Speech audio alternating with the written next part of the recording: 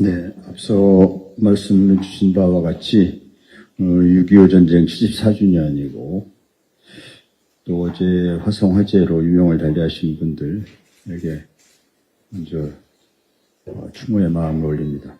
모두 발언 시작하겠습니다.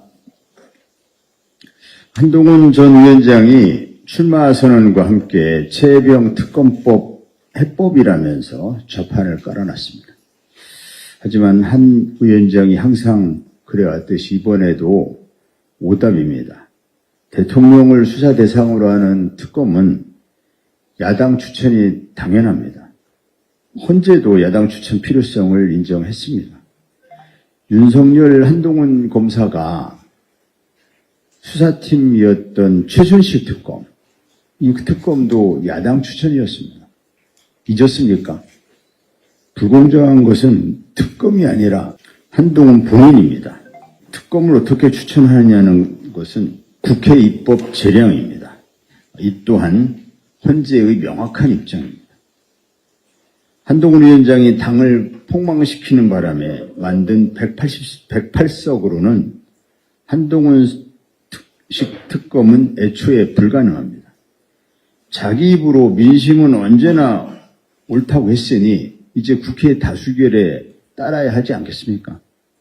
자승자박입니다. 한 위원장의 최혜병 특검법 발의는 또 한 번의 셀카놀이 뿐입니다. 한동훈 법무장관과 검사 6명이 검찰 수사권 축소 법안 입법이 헌법상 권한을 침해했다면서 국회를 상대로 낸 헌법소송에서 패소한 바 있습니다. 헌재는 재판관 5명의 다수 의견에서 수사와 소추가 어느 특정 국가기관에 독점적으로 부여된 것으로 해석할 헌법적 근거는 없다. 수사권과 소추권이 검사의 헌법적 권리라는 주장을 받아들이지 않았었습니다. 검찰의 직접수사 대상을 부패범죄와 경제범죄 2건으로 축소한 것은 행정부에 속한 검찰과 경찰 간 수사 소추권을 배분한 것으로 검사의 헌법적 권한을 침해했다고 볼 수 없다. 이렇게 명확하게 설명한 바 있습니다. 한 위원장의 헛똑똑이 노릇에 더 이상 속을 국민은 없습니다. 얄팍한 법지식과 얍삽한 법기술로 숱한 과잉 수사를 일삼으면서 수많은 악행을 저질러온 사람이 한동훈 위원장입니다. 다른 나라 검사였다면 벌써 옷을 벗어야 했거나 또는 감옥에 가야 했을 사안입니다. 최근에는 헌법 84조를 엉뚱하게 해석해서 재판은 계속된다는 그런 선동도 했습니다. 당대표 출마를 위해서 헌법까지 왜곡해서 선전한 셈입니다. 그럼에도 여전히 한동훈 위원장은 말장난을 일삼으면서 혹세무민하려 합니다. 지독한 검찰주의자는 그 존재 자체로 민주주의를 위협합니다.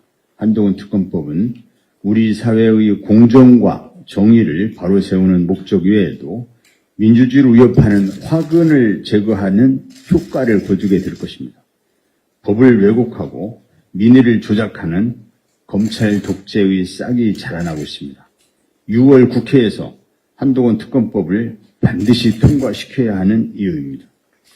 민주당과 제 야당에 정식으로 제안합니다.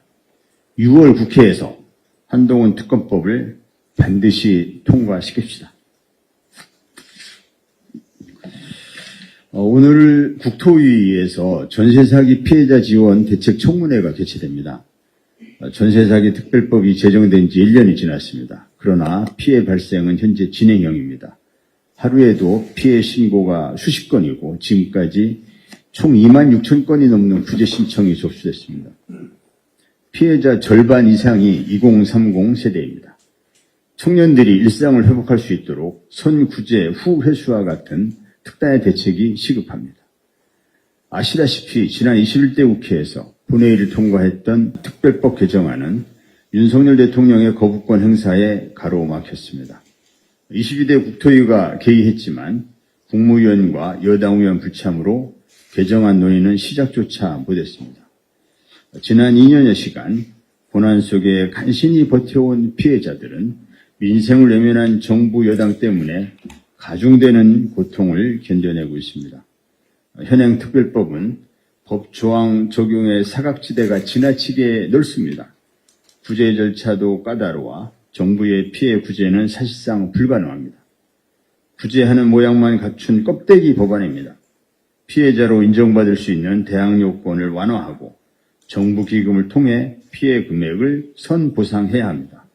긴 기다림 동안 무려 피해자 8명이 스스로 생을 내려놓았습니다.